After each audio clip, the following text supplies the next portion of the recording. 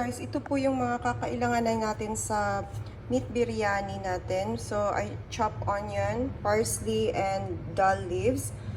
So ito yung chop na parsley and dal leaves. I set aside this one kasi kailanganin natin yan mamaya. Then ginger and garlic paste.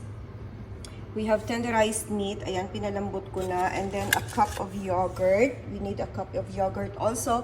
And most importantly, authentic Bombay biryani. Ito yung ginagamit natin kasi nga we will use or we will make the easiest way. There are many different ways. So we will make for now the easiest way. So let's start, guys.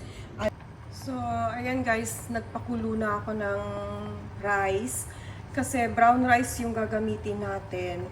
And it takes so much time para lumambot yung brown rice. Kaya, ayan, inuna ko na siyang pakuluan. Hot the wok.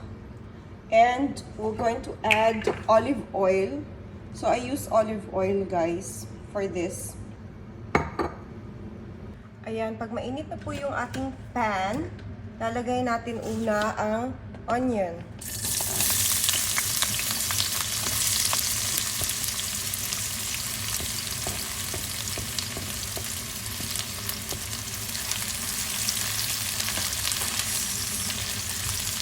Antayin po natin na mag-caramelize yung onion.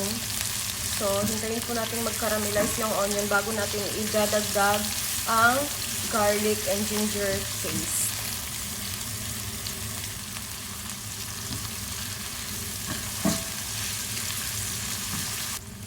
Pag nakita nyo pong caramelize yung onion, pwede na nating ilagay ang ating ginger and garlic paste. Ayan. Sa amount po ng ginger and garlic paste, 70% ginger, 30% garlic should be. Para po mas masarap po yung malasa yung yung ginger, yung luya.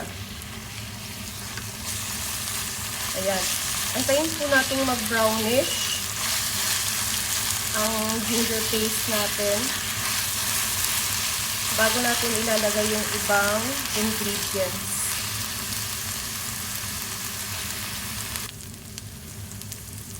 Ayan po, since brownish na yung ating ginger and garlic paste, lalagay po natin itong mix. Biryani mix. Maglalagay po tayo nito.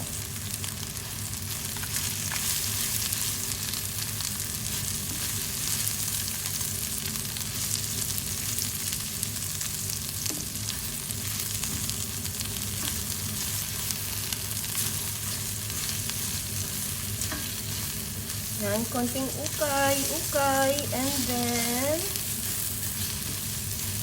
lalagyan natin ng konting tomato paste. Yan, maglalagay tayo ng konting tomato paste.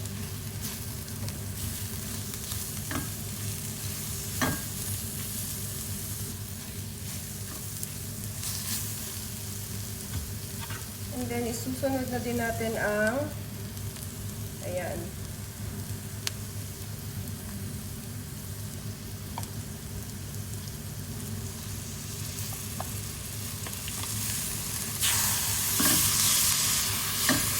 Yogurt.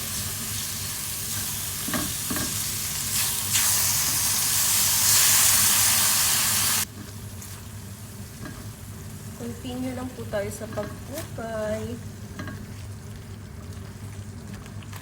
Dapat yung fire ninyo, huwag masyadong malakas.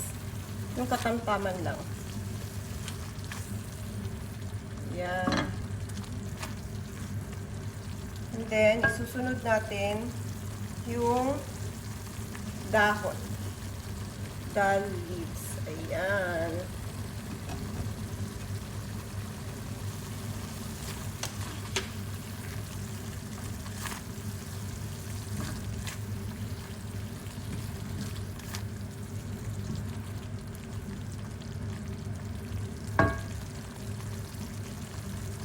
So, ayan, pag nakikita nyo na nagse-separate na yung sa mantika, yung sauce sa mantika. Pwede na nating ilagay ang ating meat.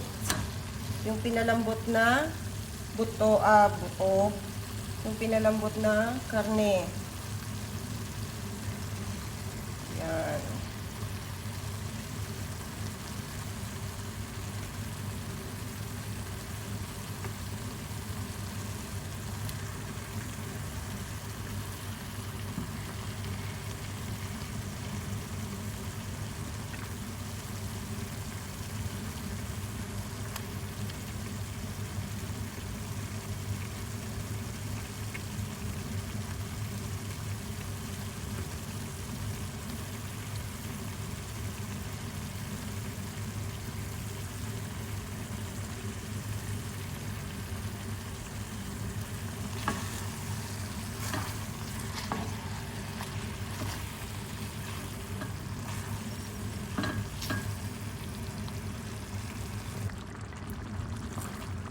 So, ayan guys, no? Pwede kang mag-add ng konting water para ma-absorb ng meat yung sauce. Ayan. And then, pwede yung isa-set aside natin siya. And, kukuha tayo ng malaking casserole. So, ito na yung casserole natin guys. For biryani, exclusive. Pang biryani lang talaga to na casserole. Malaki to siya na casserole. Pang biryani lang talaga siya. Tapos, ilalatag natin yung rice. Yung rice na pinakuluan natin, i-drain nyo po yun siya. So, i-drain po ninyo yung rice. And then, ilalatag po natin dito.